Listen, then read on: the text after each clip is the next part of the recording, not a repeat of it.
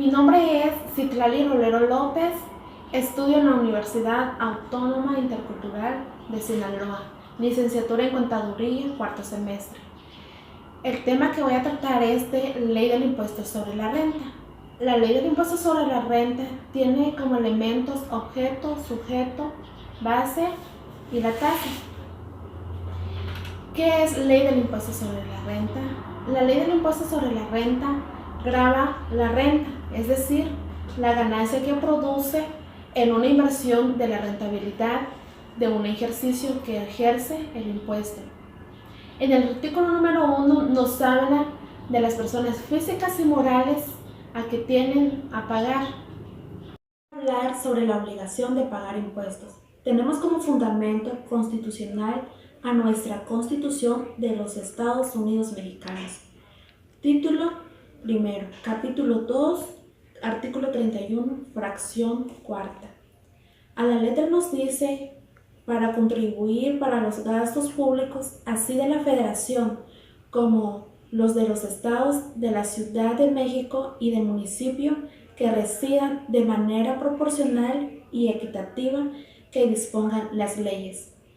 La estructura de la Ley del Impuesto sobre la Renta está compuesto por títulos, capítulos, fracciones y párrafos. Les voy a hablar sobre disposiciones generales, sujetos del impuesto. La Ley del Impuesto sobre la Renta está dividida en artículos y fracciones. El artículo número 1, las personas físicas y morales están obligadas al pago del impuesto sobre la renta en los siguientes casos. La primera fracción nos dice que la residencia en México, respecto a todos sus ingresos, de cualquiera sea la ubicación, fuente de riqueza en donde proceda. En la fracción número 2 nos dice que los residentes y los extranjeros que tengan un establecimiento permanente en el país, respecto a los ingresos atribuibles a dicho establecimiento permanente. En la fracción número 3 nos dice que los residentes en el extranjero, respecto a los ingresos procedentes de una fuerte riqueza situada en un territorio nacional, cuando no tenga un establecimiento permanente en este país o cuando teniendo un dicho ingreso no sea atribuible a este establecimiento permanente. En el artículo número 2 nos dice que la ley se considera establecimiento permanente cualquier lugar de negocio que se desarrolle parcial o totalmente las actividades empresariales o presenta servicios personales independientes. Se entera como establecimiento permanente, entre otros, las sucursales, agencias, oficinas, talleres e instalaciones, minas, canteras o cualquier otro lugar de explotación, extracción de recursos naturales. No obstante, lo dispuesto en el párrafo anterior, cuando un residente en el extranjero actúe en el país de una persona física o moral distinta de un agente independiente, se considera que es un residente extranjero, tiene un establecimiento permanente en el país. En relación con todas las actividades dicha persona física o moral realice un residente en el extranjero, aun cuando no tenga territorio nacional, un lugar de negocio para presentar un servicio, si dicha persona ejerce poderes para celebrar contratos de nombre por su cuenta del residente en el extranjero, teniendo la realización de las actividades de este país que no sea mencionado en el artículo número 3. En caso de que no se considera que existe un establecimiento permanente, en el artículo número 3 nos dice que los constituyentes establecimientos permanentes, en la fracción 1, la utilización o mantenimiento de instalaciones con el único fin de almacenar o exhibir bienes o mercancías permanentes al residente en el extranjero. En la fracción 2 nos dice que la conservación de existencia de bienes y mercancías permanentes en el residente en el extranjero con el fin de almacenar o exhibir dichos bienes o mercancías que sean transformados por otras personas. En la fracción número 3 también nos dice que la utilización en el lugar de negocio con el único fin de comprobar los bienes en mercancías para un residente en el extranjero. Y en la fracción cuarta nos dice que la utilización en un lugar de negocio con el único fin de desarrollar actividades de la naturaleza previa o auxiliar para las actividades de residentes en el extranjero, ya sea de propaganda o de suministro de información, de investigación científica, de preparación para colocación, préstamos o de otras actividades similares.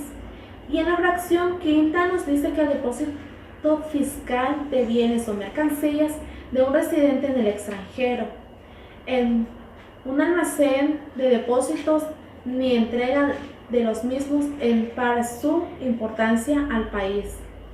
De los tratados para evitar la doble tributación, en el artículo número 4 nos habla que los beneficios tratados para evitar la doble tributación solo serán aplicados a los contribuyentes que acrediten ser residentes en el país que se trate y cumplan con las disposiciones del propio tratado de las demás disposiciones de procedimientos contenidos de esta ley. Del impuesto pago en el extranjero. En el artículo número 5 nos dice que los residentes en México podrán acreditar contra el impuesto conforme a la ley correspondiente a pagar impuestos sobre la renta que haya pagado en el extranjero de los ingresos procedentes de fuera ubicada en el extranjero. Siempre se trata de ingreso, por lo que se esté obligando al pago del impuesto de los términos de la presente ley.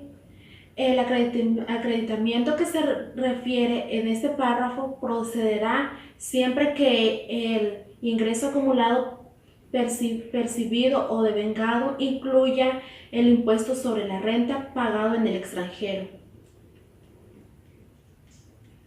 Tratándose del ingreso por dividendos o utilidad distribuidos por la sociedad de los residentes en el extranjero, a personas morales residentes en México también se podrán acreditar en el monto proporcional del impuesto sobre la renta pagado en dicha sociedad que corresponda al dividendo o utilidad percibido por el residente en México.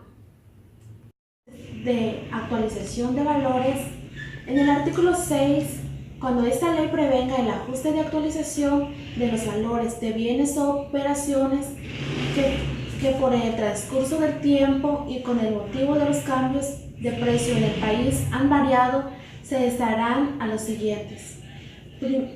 Número 1. Para calcular la modificación en el valor de bienes o de las operaciones en un periodo se utilizará el factor de ajustes correspondiente conforme a los siguientes. Inciso A. Cuando el periodo sea un mes, se utilizará el factor de ajustes mensual que se obtendrá restando la unidad del cociente que resulte de dividir el índice nacional del precio del consumidor del mes que se trate entre mencionado el índice del mes inmediato anterior. Inciso B. Cuando el periodo sea mayor en un mes, se utiliza el factor de ajustes que obtendrán restando la unidad del cociente que resulte de dividirse el índice nacional del precio del consumidor del mes reciente del periodo entre el citado índice correspondiente al mes más antiguo de dicho periodo. La fracción 2 nos dice que para determinar el valor de un bien o de una operación o de término de un periodo se utilizará el factor de actualización que se obtendrá dividiéndose el índice nacional del precio del consumidor del mes más reciente del periodo entre el citado índice correspondiente en el mes antiguo dicho periodo. Definición de personas morales.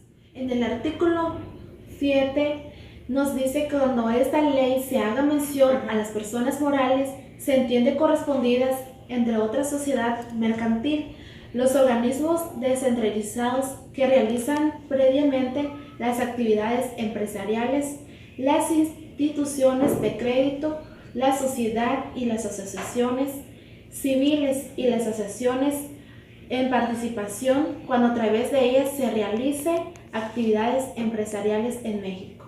En el artículo 8, para los efectos de esta ley, se le considera intereses a cualquier nombre que designe de los rendimientos de créditos a cualquier clase.